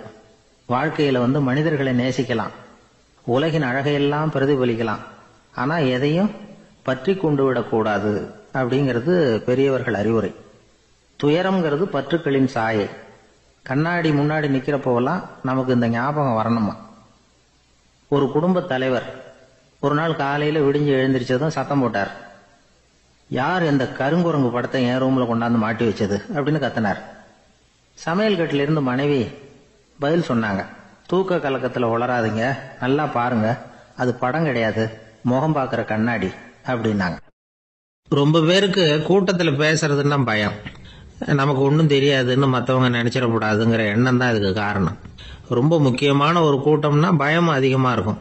முக்கியமானவங்கெல்லாம் வருவாங்களே, அவங்கெல்லாம் நம்மளை பத்தி மட்டமா நினைச்சிருவாங்களே அப்படிங்கிற பயம் வந்துடும். ஆனா மேடை பேச்சுங்கிறது அவ்வளவு கடினமான ஒரு காரியம் இல்லைங்கிறாங்க அது சம்பந்தமான நிபுணர்கள். யாரும் பேச்சாளர் ஆகலாம், இது ஒன்றும் பெரிய கிஃப்ட் கிடையாது அப்படின்னு அவங்க சொல்றாங்க. நீங்க ஒரு சிறந்த பேச்சாளர் ஆகணுமா அப்படின்னா அதுக்குன்னு சில ஆலோசனைகளை சொல்லி வச்சிருக்கிறாங்க அனுபவசாலிகள். முதல் ஆலோசனை என்னன்னா, உங்க பேச்சு எளிமையா இருக்கணும். ஏதாவது ஒரு கருத்து அல்லது 2 கருத்து சொன்னா போதும். 20 அல்லது 30 கருத்துக்களை சொல்லிட்டே போகக்கூடாது. 2வது ஆலோசனை, நீங்க என்ன பேச போறீங்கிறது முதல்ல உங்களுக்கு நல்லா புரியணும். அதுக்கப்புறம் தான் அதை அடுத்தவங்களுக்கு புரிய வைக்க முடியும். எப்படி ஆரம்பிக்க போறோம், எந்த கருத்தை முக்கியமா வலியுறுத்த போறோம், எப்படி முடிக்க போறோம் அப்படிங்கறத முதல்ல நல்லா சிந்திச்சு மனசுல வச்சுக்கணும். கடைசியா என்ன சொல்றீங்களோ அதுதான் கேட்கறவங்க மனசுல நிக்கும். 3வது ஆலோசனை என்னன்னா, உங்க பேச்சு சுருக்கமா இருக்கணும். ஒரு 15 நிமிஷம் பேசுறது ரொம்ப பொருத்தம். மணிக்கணக்கில் பேசிக்கிட்டு இருக்கிறது நல்லதில்லை. 4வது ஆலோசனை, நீங்க பேசுறது உண்மையா இருக்கணும். உங்களுக்கு உண்மையான அனுபவங்கள் இருக்கும், அதை சொல்லலாம். உங்களுடைய உண்மையான அனுபவங்களை மற்றவங்களோட பகிர்ந்துக்கணும், அதுதான் முக்கியம். 5வது ஆலோசனை, ஆரம்பத்துல கொஞ்ச நேரம் உங்களை பத்தியும் எதிரில் உள்ளவங்களை பத்தியும் சம்பந்தப்படுத்தி ஏதாவது பேசி ஒரு நெருக்கத்தை ஏற்படுத்திக்கணும். ஒவ்வொருத்தரும் இப்ப இவர் பேச போறது நம்ம சம்பந்தப்பட்டது அப்படின்னு நினைக்க ஆரம்பிச்சிருவாங்கல்ல, அதுக்கப்புறம் அவங்க கேட்க தயாராயிட்டாங்கன்னு அர்த்தம். எதிரில் உட்காந்துருக்கிற கூட்டத்தில இருந்து 3 பேரை தேர்ந்தெடுங்க. அதாவது வலது பக்கம் ஒருத்தர், நடுவுல ஒருத்தர், இடது பக்கம் ஒருத்தர். அதாவது உங்களை ரொம்ப கனிவாகவும் ஆர்வமாகவும் பார்க்கிறவரா பார்த்து தேர்ந்தெடுத்துங்க மனசுக்குள்ள. நீங்க பேசும்பொழுது என்ன பண்ணணும்னா, இவங்களை நேருக்கு நேரா மாறி மாறி பார்த்துக்கிட்டே பேசுனீங்கன்னா நீங்க ஏதோ ஒட்டுமொத்த கூட்டத்தையும் பார்த்து பேசுறதாக ஒரு உணர்வு அது ஏற்படுத்திவிடும். 6வது ஆலோசனை என்னன்னா, சொற்பொழிவுன்னா நீங்க பேசணும், படிக்கக்கூடாது. எழுதி படிக்கிறது நல்லா இருக்காது. குறிப்புகள் வேணும்னா வச்சுக்கலாம். படிக்கிறது பேப்பர்ல இருந்து வர்றது மாதிரி இருக்கும், பேசுறது இதயத்திலிருந்து வர்றது மாதிரி இருக்கும். அப்புறம் 7வது ஆலோசனை சொல்றாங்க. அது என்னன்னா, மேடையில ஏறி நின்ன உடனே இயல்பா மூச்சை இழுத்து விட்டுங்க, இயல்பு நிலைக்கு வாங்க, அதுக்கப்புறம் இயல்பா பேச ஆரம்பிக்கலாம் அப்படிங்கிறாங்க. இவ்வளவும் பேச்சு கலையில் வல்லுநர்களா இருக்கிறவங்க சொல்லுகிற ஆலோசனைகள். இதையெல்லாம் கடைபிடிச்சா நமக்கும் அதுக்கும் வெகு தூரம்னு நினைச்சுக்கிட்டு இருந்த ஒண்ணு இப்ப கிட்டத்துல நெருங்கி வந்துடும். நாம சொல்றபடியெல்லாம் அது கேட்கும். ஒரு பேச்சாளர், அவருக்கு சுருக்கமாவே பேச தெரியாது. மேடையில ஏத்தி விட்டுட்டா போதும், ஆரம்பிச்சிருவார், நிறுத்த மாட்டார், பேசிக்கிட்டே இருப்பார். ஒரு தடவை அவர் ஒரு கூட்டத்துல ரொம்ப நேரம் பேசிக்கிட்டே இருக்கிறார். எதிரில் பொறுமை இழந்த ஒருத்தர் தன்னுடைய கை கடிகாரத்தை காட்டினார். அதை கவனிச்ச பேச்சாளர், மன்னிக்கணும், கை கடிகாரம் நான் கொண்டுகிட்டு வர மறந்துட்டேன், அதுதான் நேரம் போனதே தெரியல அப்படின்னு சொல்லியிருக்கிறார். இதுக்கு அவர் சொன்னாராம் கோபமா, ஏய்யா கடிகாரத்தை தான் பார்க்க முடியல, மறந்துட்டேன், பக்கத்துல மாட்டிருக்கிற கேலண்டரையாவது பார்க்கக்கூடாதா அப்படின்னாராம். கணவன் மனைவி அன்பா இருக்கணும், ஒருத்தர் நல்லா புரிஞ்சுக்கணும், விட்டு கொடுக்கிற மனப்பான்மை வேணும். அதுதான் ஒரு நல்ல குடும்பம். இன்னைக்கு பல குடும்பங்கள்ல அர்த்தமில்லாத சண்டைகள் தான் அதிகம். கிராமப்புறங்கள்ல வேடிக்கையா ஒரு கதை சொல்லுவாங்க. ஒரு ஊர்ல ஒரு ஆள் இருந்தான், வேலை வெட்டி இல்லாம சும்மாவே இருந்தான். அவனுக்கு கல்யாணம் பண்ணி வச்சாங்களாம். மனைவி சேர்ந்தா, சும்மாவே உட்காந்துருக்கிறியே, ஏதாவது சம்பாதிக்கிற வழியை பாரு அப்படின்னு இருக்கா. அதுக்கு தான் யோசனை பண்ணிட்டு இருக்கிறேன், ஒரு அருமையான ஐடியா அப்படின்னு நானா. என்ன அது சொல்லு அப்படின்னு இருக்கா. அவ ஒரு ஆட்டுக்குட்டி வாங்க போறேன்னு இருக்கான். அதை வாங்கி என்ன பண்ண போறேன்னா, அந்த குட்டி வளரும், பெருசாகும், அதுக்கப்புறம் அது நிறைய குட்டி போடும் அப்படின்னு இருக்கான். சரி, அப்புறம் என்ன, அதையெல்லாம் சந்தையில கொண்டுட்டு போய் வித்துவிட்டு அந்த காசுக்கு ஒரு எருவு மாடு வாங்கலாம். சரி, அது எதுக்கு? எருவு மாடு நிறைய பால் கொடுக்கும், அதை கொண்டுட்டு போய் பால் பண்ணையில கொடுப்பேன், அல்லது நானே வித்துருவேன், கை நிறைய காசு கிடைக்கும். அதுக்கப்புறம் ஒரு பசுமாடு வாங்குவேன், பாலையும் விற்கலாம், நாமளும் காய் போட்டு சாப்பிடலாம், இப்படிலாம் சொல்லியிருக்கான். அப்போ அந்த பொண்ணு சொல்லிச்சான், அடுத்த தெருவில் இருக்கிற எங்க அம்மா வீட்டுக்கும் கொஞ்சம் பால் கொடுத்து அனுப்பலாம் அப்படின்னு இருக்கா அந்த பொண்ணு. இந்த இடத்துல கணவனுக்கு கோவம் வந்துட்டுது. அது எப்படி உங்க அம்மா வீட்டுக்கு எதுக்கு கொடுக்கணும், அதெல்லாம் முடியாதுன்னு இருக்கான். இந்த இடத்துல சண்டை ஆரம்பமாயிட்டுது. கொஞ்ச நேரத்துல ரெண்டு பேரும் சத்தம் போட ஆரம்பிச்சுட்டாங்க. கடுமையான சண்டை நடக்கிறத பக்கத்து வீட்டுக்காரன் காதுல வாங்கினான். அவன் ஓடியாந்தான். அவனுக்கு தெரியும், வாங்காத மாட்டுக்காக இப்படி சண்டை போட்டுக்கிட்டு இருக்கிறாங்கிறது அவனுக்கு புரியும். அவன் ஓடி சொன்னான், ஏண்டா உன்னோட பசுமாட்டை ஒழுங்கா கட்டி போடக்கூடாதான்னு இருக்கான்.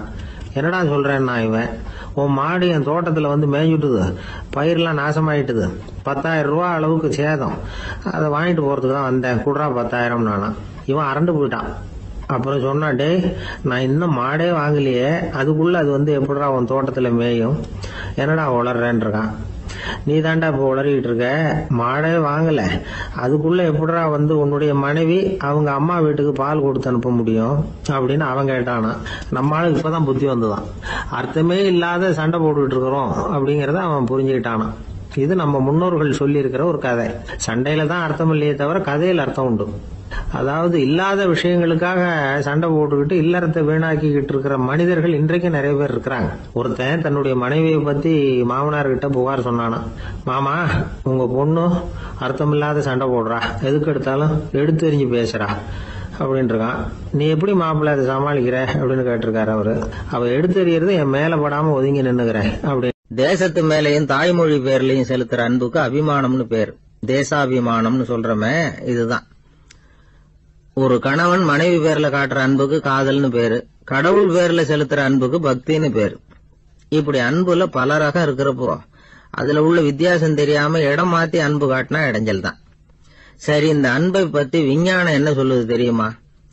இதயத்தை பாதுகாக்கிறதுக்கு முக்கியமா தேவைப்படுற ஒண்ணு இந்த அன்புதான்னு சொல்லுது. நெதர்லாந்து விஞ்ஞானிகள் இதை ஆராய்ச்சி பண்ணியே கண்டுபிடிச்சிருக்கிறாங்க. கொஞ்சம் முயல் குட்டிகளை 2 பிரிவா பிரிச்சாங்க.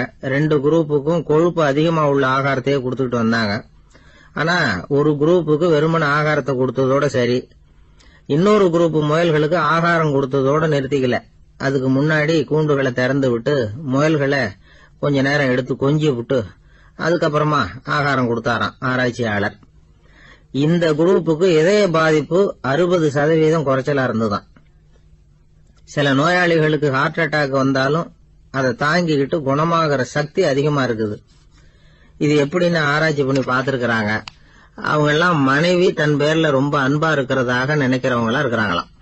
இதய நோயாளிகள் பல பேரை சந்திச்சு இதய நோய் ஏற்பட என்ன காரணம்னு கேட்டிருக்கிறாங்க. அவங்க சொன்ன காரணம்லாம் சாப்பாடு சம்பந்தமா இல்லையா, மனைவி அன்பா இல்ல, இப்படிப்பட்ட காரணத்தை தான் சொல்றாங்களாம். அதனால இதயத்தை பாதுகாக்கணும்னு நினைக்கிறவங்க அடுத்தவங்க அன்பா இருக்கிறது மாதிரி பாத்துக்குங்க, அதுதான் முக்கியம். ஒருத்தர் முகம் பூரா பிளாஸ்டரி போட்டுட்டு வந்தார், ரொம்ப கோபமா. என்னங்க ஆச்சுன்னு விசாரிச்சேன். எல்லாம் உங்களாலதான் சார்னார். விவரமா சொல்லுங்களேன். என்ன உங்க தகவலை கேட்டுட்டு ஒரு பூனைக்குட்டிய கையில எடுத்தேன், அன்பா அதை தடவி கொடுக்கறதுக்காக. ஆனா அது முந்திக்கிட்டது, அது என் முகத்தை தடவி கொடுத்துட்டுது. முகம் பூரா நகை கீறல். அதுதான் இப்படி. ஒரு பள்ளிக்கூடம், அதுல வசதியான வீட்டுக்குள்ள ஒருத்தன் படிச்சுக்கிட்டு இருந்தான். இன்னொரு ஏழை பையனும் அங்க படிச்சுக்கிட்டு இருக்கிறான். இவங்க 2 பேரும் ஒரே தெருவுல தான் இருக்கிறாங்க. பணக்கார வீட்டு பையன் பங்களாவில் இருந்தான். அவனுக்கு வேலை செய்யறதுக்காக சில வேலை ஆட்கள் உண்டு. அதனால அவன் நல்லா சாப்பிடுவான், தூங்குவான். ஏதோ வரணுமேங்கிறதுக்காக பள்ளிக்கூடத்துக்கு வருவான், போவான், அவ்வளவுதான். இந்த ஏழை பையன் இருக்கானே, அவன் அப்படி இல்லை. காலையில எழுந்திருப்பான், உடற்பயிற்சி பண்ணுவான், அவங்க வீட்டுல கிடைக்கிற சாதாரண உணவு அத அளவோட சாப்பிடுவான், வீட்டுல உள்ள வேலைகளையும் செய்வான், பள்ளிக்கும் தவறாம வந்துருவான். அவனுக்கு கூட பிறந்த சகோதர சகோதரிகள் 8 பேர். எல்லாரும் தன்னம்பிக்கையோட அவங்க வேலையை செஞ்சுக்கிட்டு இருந்தாங்க. இந்த பையன் எப்பவும் உண்மையதான் பேசுவான், கடமையை ஒழுங்கா செய்வான். ஆசிரியர்களுக்கு இவனை ரொம்ப பிடிக்கும். அதனால இவன் அந்த பள்ளிக்கூடத்து மாணவர் தலைவனா ஆக்கியிருந்தாங்க. இது அந்த பெரிய இடத்து பையனுக்கு பிடிக்கல. மாணவர் தலைவனுக்கு பணிஞ்சு போறதுக்கும் அவனுக்கு விருப்பம் இல்லை. ஒரு நாள் வகுப்புல ஆசிரியர் எல்லா மாணவர்களுக்கும் ஒரு வேலை கொடுத்தார். எல்லாரும் அதை சுறுசுறுப்பா செஞ்சுக்கிட்டு இருக்கிறாங்க. இவன் மட்டும் சோம்பலா உட்காந்துருக்கிறான். ஆசிரியர் அந்த பக்கமா வந்தார், இதை பார்த்துட்டார். உடனே மாணவர் தலைவனா இருக்கிற அந்த ஏழை பையனை கூப்பிட்டார். இந்த பாருப்பா, ஏன் அந்த பையன் இப்படி சும்மா உட்காந்துருக்கிறான், என்னன்னு விசாரிச்சு சொல்லு அப்படின்னு சொல்லிவிட்டு உள்ள போயிட்டார். இவன் மெதுவா போய் அவன்கிட்ட விசாரிச்சான், ஏன் இப்படி சோர்ந்து போய் உட்காந்துருக்கிற அப்படின்னு. அவன் ரொம்ப அலட்சியமா அவனை திரும்பி பாக்குறான். என்னோட சிரமம் உனக்கு என்ன தெரியும்? வீட்டுல என்னுடைய சௌகரியங்களை கவனிக்கிற வேலை ஆட்கள் 2 பேரும் இன்னைக்கு வேலைக்கு வரல. அதனால என்னோட வேலையெல்லாம் நானே கவனிக்கிற மாதிரி ஆயிட்டுது. அதனால சோர்ந்து போயிட்டேன் அப்படின்னு நானு. அப்புறம் கேட்டிருக்கான், அது சரி, உன்னுடைய வீட்டுல உன்னுடைய வேலைக்காரங்க வராத போது நீ எப்படி சமாளிக்கிற அப்படின்னு கிண்டலா கேட்டிருக்கான். அதாவது இவன் ஏழைங்கிறதையும் இவன் வீட்டுல வேலை செய்யறதுக்கு யாரும் இல்லைங்கிறதையும் இப்படி சொல்லி கிண்டல் பண்றான். இந்த ஏழை பையனுக்கு இது புரிஞ்சுது, மனசு வேதனை போட்டுது. இருந்தாலும் வெளியில காட்டியாம சிரிச்சுக்கிட்டே சொன்னானா, எனக்கு அந்த கவலையே கிடையாது. என்னுடைய உதவிக்கு நான் நினைச்ச உடனே என்னுடைய காரியத்தை செய்யறதுக்கு 8 பேர் எப்பவும் தயாரா இருப்பாங்க அப்படின்னு நானு. இவன் இப்படி சொன்னதும் அவனுக்கு ஒரு மாதிரி ஆயிட்டுதான். தலையை குனிஞ்சுக்கிட்டே போயிட்டான். உள்ளே உட்கார்ந்து இருந்த ஆசிரியர் காதுல இது விழுந்தது. உடனே இந்த ஏழை பையனை உள்ள கூப்பிட்டு போனாரு, கேட்டாரு, என்னப்பா அப்படி சொல்ற? இவன் பொய் சொல்ல மாட்டாங்கிறது அவருக்கு தெரியும். அவனை சமாளிக்கிறதுக்காக இப்படி ஒரு பொய்யை சொல்லியிருப்பாங்கிறதையும் அவரால் ஏத்துக்க முடியல.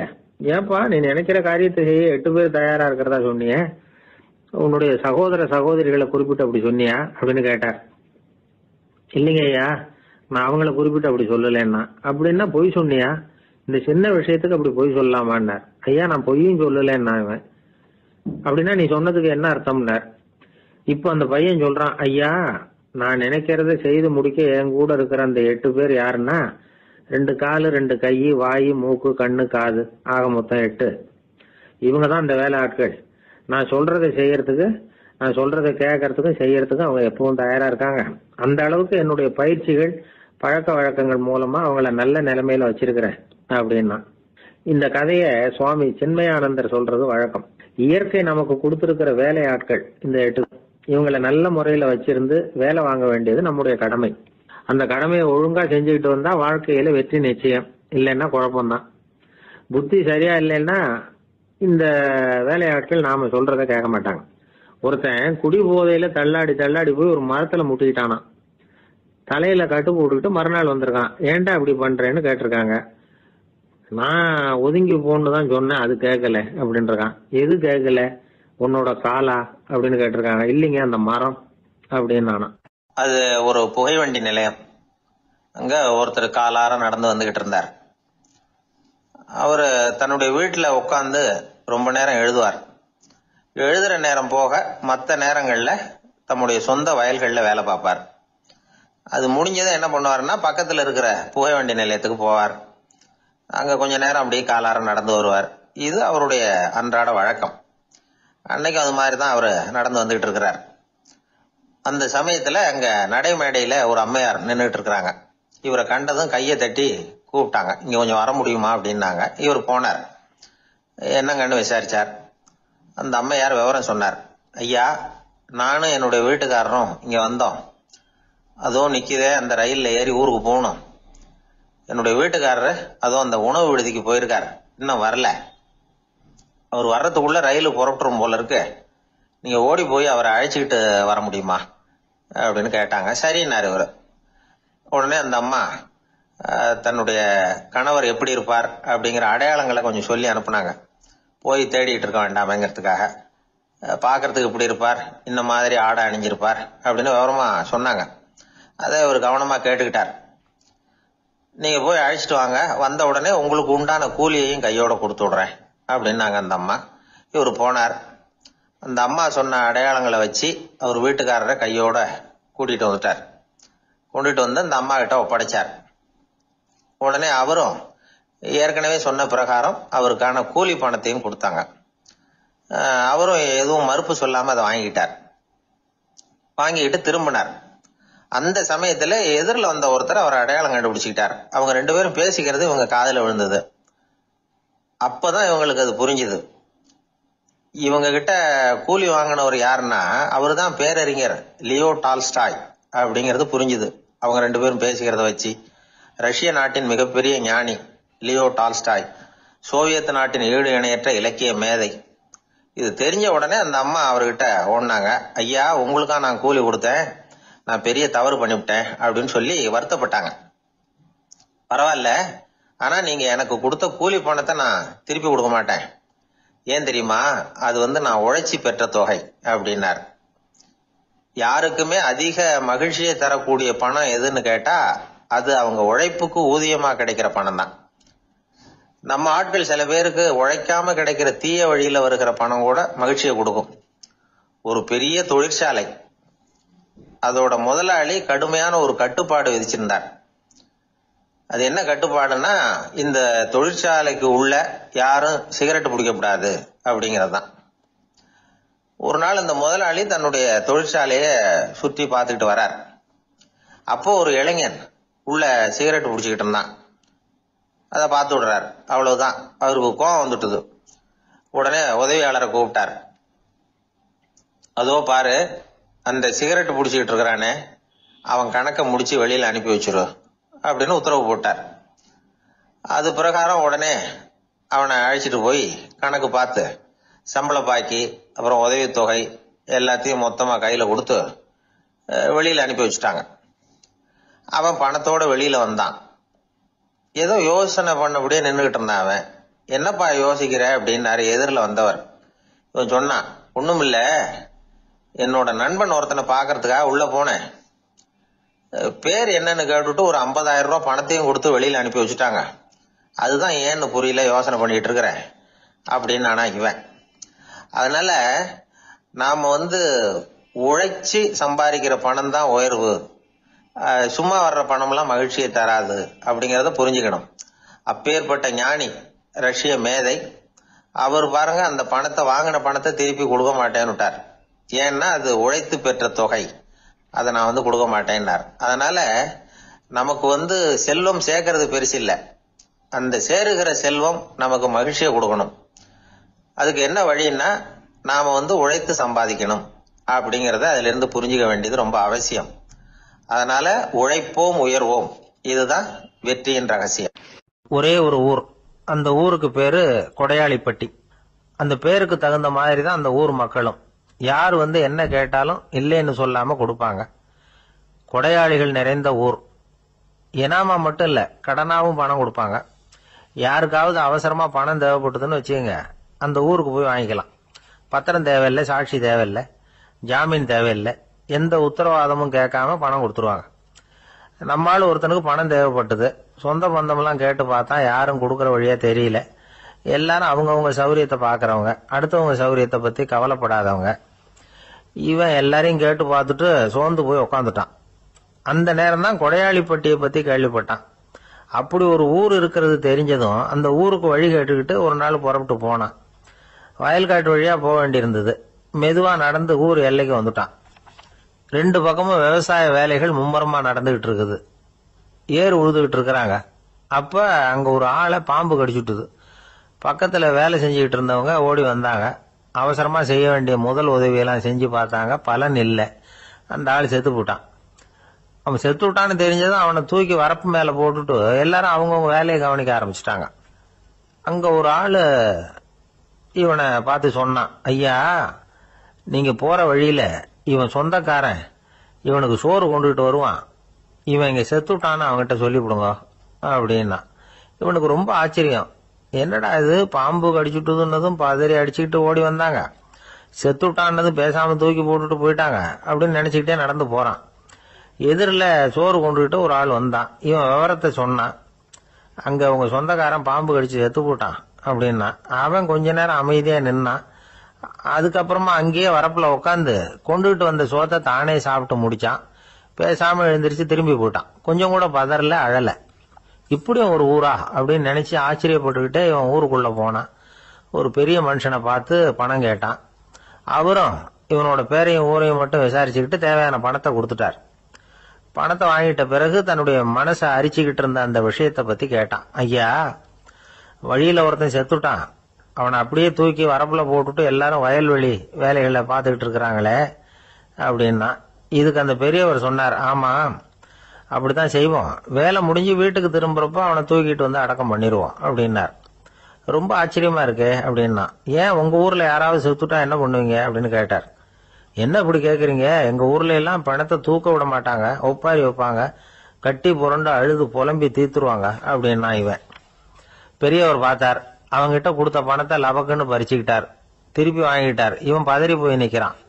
அவரு சொன்னார், பணத்தையே விட மாட்டேன்னு கட்டுப்பிடிச்சு அழுதா நான் கொடுத்த பணத்தை மட்டும் எப்படி திருப்பி கொடுக்க போற, போயிட்டு வா அப்படின்னு விரட்டி விட்டாராம். இந்த கதையை நண்பர் ஒருத்தர் சொன்னார். கதை வேடிக்கையா தெரிஞ்சா கூட இதுல கருத்து உண்டு. பணம் பிணம் இது ரெண்டையுமே விடுறதுக்கு அவ்வளவு சுலபமா மனம் வர்றதில்லை.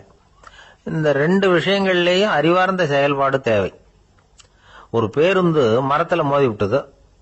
எல்லாரும் அடிபட்டு முனைகிட்டு கிடக்குறாங்க. டிரைவர், கண்டக்டர் இவங்களுக்கும் அடி. அவங்களும் ஒரு பக்கம் கிடக்குறாங்க. ஒரு மூலையில கிடக்கிற ஒருத்தன் மெதுவா முக்கி முனகி கண்டக்டர்னு சத்தம் போடுறான். கண்டக்டர் மெதுவா நகர்ந்து அவங்கிட்ட போய் என்னன்னு விசாரிக்கிறார். அவன் ரொம்ப சிரமப்பட்டு வாயை திறந்து ஒரு 15 காசு சில்லற பாக்கி அப்படின்னானா. ஒரு மாணவனை பார்த்தேன். என்ன தம்பி படிப்புலாம் எப்படி இருக்குது அப்படின்னு விசாரிச்சேன். அவன் ரொம்ப அழுத்துக்கிட்டான். நான் நல்லா தான் சார் படிக்கிறேன், இருந்தாலும் புத்தியில சரியா ஏற மாட்டேங்குது சார் அப்படின்னா. சரி, இவனும் நம்ம ரகம்தான் அப்படின்னு சொல்லி முடிவு பண்ணிட்டோம். கல்வி கற்கக்கூடிய ஒரு மாணவன் சம்பந்தப்படுற புத்திகள் பல வகை. அதை பத்தி ஒரு பெரியவர் விளக்கி இருக்கிறார். மிருத்து புத்தின்னு ஒண்ணு இருக்குதான். மிருத்துன்னா மண்ணு. மண்ணால செவுறு கட்டுறோம்ல, மண் சுவரில் ஆணி அடிக்கிறதும் சுலபம், அதை பிடுங்கி எடுக்கிறதும் சுலபம். அது மாதிரி சில பேர் குரு சொல்லி கொடுக்கறத சுலபமா கேட்டு தெரிஞ்சு வச்சுக்குவாங்க. கொஞ்ச நேரத்தில் சுலபமா மறந்தும் போயிடுவாங்க. இது மிருத்து புத்தின்னு பேரு, மண் புத்தி. தாரு புத்தின்னு ஒண்ணு உண்டான். தாருன்னா மரம். அதுல பச்சை மரத்துல ஆணி அடிக்கிறது சுலபம், ஆனா அதை எடுக்கிறது கஷ்டம். அது மாதிரி ஆசிரியர்கிட்ட இருந்து கேட்டதை கவனமா மனசுல பதிய வச்சுக்கிட்டு அதை மறக்காம இருக்கிறது தாரு புத்தி. பட்ட மரமா இருந்தா அதுல ஆணி அடிக்கிறதும் கஷ்டம், அடிக்கிற ஆணியும் சீக்கிரம் நழுவிடும். அது மாதிரி கேட்கிற விஷயம் மனசுல பதியறதும் கஷ்டம். அப்படியே பதிஞ்சாலும் அது நீடிச்சு இருக்கிறதும் கஷ்டம், கொஞ்ச காலத்துல மறந்துடும். இன்னொரு வகை புத்தி ஒண்ணு உண்டு. அதுக்கு பேரு சிலா புத்தின்னு பேரு. சிலான்னா கல்லு. ஒரு கருங்கல்லுல 4 துளைய போட்டு ஒரு துளையில உளிய வச்சு அடிச்சா மற்ற துளை வழியாவும் பிளந்து கல்லு 2 ஆயிடும். அது மாதிரி சந்தியான இடங்கள்ல குறிப்பா ஒரு பொருளை சொன்னா அதை வச்சுக்கிட்டு மற்றதையும் தெரிஞ்சுக்கிறது, அது சிலா புத்தின்னு பேர். வேணு புத்தின்னா என்ன தெரியுமா? வேணுன்னா மூங்கில். மூங்கில் கணுவுல ஒரு பக்கம் உளிய வச்சு அடிச்சா 2 பக்கமும் பிளந்துரும். அது மாதிரி ஒரு செய்தியை கேட்டுக்கிட்டு இருக்கிறப்பவே அதோட முன்பின் தொடர்களையும் தெரிஞ்சுக்கணும், அது வேணு புத்தி. தைல புத்தின்னு ஒண்ணு உண்டு. தைலம்ங்கிறது எண்ணெய். தண்ணியில ஒரு துளி எண்ணெயை விட்டா அது தண்ணி பூரா பரவி போடுதுல்ல, அது இப்படி பரவுறது மாதிரி ஆசிரியர் சுருக்கமா ஒரு கருத்தை சொன்னா அதை வச்சுக்கிட்டு பூரா விஷயங்களையும் தெரிஞ்சுக்கணும், அது தைல புத்தி. கற்பூர புத்தின்னு ஒண்ணு கேள்விப்பட்டிருக்கோம். அது எப்படின்னா, கற்பூரம் தீ பட்ட உடனே பிடிச்சிக்கும். ஆசிரியர் சொன்ன உடனே நுண்ணறிவோட பாடங்களை புரிஞ்சுக்கிறது இந்த வகை புத்தி. கரி புத்தின்னு ஒண்ணு. அது எப்படின்னா, கரியில நெருப்பை வச்சு விசிறிய பிறகு அதுக்கப்புறம் அது கறி நெருப்பாகும். அது மாதிரி காலம்பரை சாயந்தர வேலைகள்ல ஆசிரியர் பாடம் சொல்லி கொடுப்பார். அதை கொண்டு புரிஞ்சுக்கிறது இந்த வகை. கதலித்தண்டு புத்தின்னு ஒன்று சொல்லுவாங்க. கதலிங்கிறது வாழை மரம். வாழைத்தண்டில் தீ வைக்கிறது எவ்வளவு சிரமமோ அவ்வளவு சிரமத்தோட கல்வி கற்கிறது கதலித்தண்டு புத்தி. இதை தவிர இன்னும் சில வகையான மாணவர்களை கூட அடையாளம் காட்டுறாங்க. ஆசிரியர் சொன்னதுல நல்லதை மட்டும் எடுத்துக்கிறவன் அன்னம். ஆசிரியர் கிடைச்ச இடத்துல பாடத்தை கேட்டுக்கிட்டு பிறகு தனியாக உட்காந்து சிந்திக்கிறவன் பசு. பசுமாடு அப்படித்தானே, புல்லு கண்ட இடத்துல மேயும், அதுக்கப்புறம் நிதானமாக அசை போட்டுக்கும். ஆசிரியர் சொன்னதை தவிர வேற எதையும் சொல்ல முடியாதவன் கிளி. பல இடங்கள்ல பாடங்கள் கேட்டு கடைசியில் ஒன்றும் புரியாமல் போறவன் ஆடு. ஆடு ஒரு செடியில வயிறார மேயாது, ஒரே செடியில. இக்கரைக்கு அக்கறை பச்சைன்னா அங்கேயும் இங்கேயும் அலைஞ்சிக்கிட்டே இருக்கும். சில பேருக்கு எருமைன்னு பேர். எருமை எப்படின்னா குளத்து நீரை கலக்கி தான் குடிக்கும். அது மாதிரி ஆசிரியர் மனசை நோக செய்து பயில்கிற மாணவர்கள்லாம் இந்த ரகம். இவ்வளவுலாம் இருந்தாலும் இந்த காலத்து மாணவர்கள்லாம் ஒரு தனி ரகம். ஒரு ஆசிரியர் வகுப்புல பாடம் நடத்திக்கிட்டு இருந்தார். இலக்கண வகுப்பு. இறந்த காலம், நிகழ்காலம், எதிர்காலம், past tense, present tense, future tense, இதை பற்றிலாம் பாடம் நடத்துகிறார். எல்லாம் சொல்லி கொடுத்துட்டு இப்போ நான் ஒரு வாக்கியம் சொல்லுவேன், அது என்ன காலம் அப்படிங்கிறத நீங்கள் சொல்லணும்னார் ஆசிரியர். சரி, நாங்கள் மாணவர்கள்லாம், நான் நாளைக்கும் பாடம் நடத்த போகிறேன், இது என்ன காலம் அப்படின்னு கேட்டார் ஆசிரியர். அதாவது நான் நாளைக்கும் பாடம் நடத்த போகிறேன்,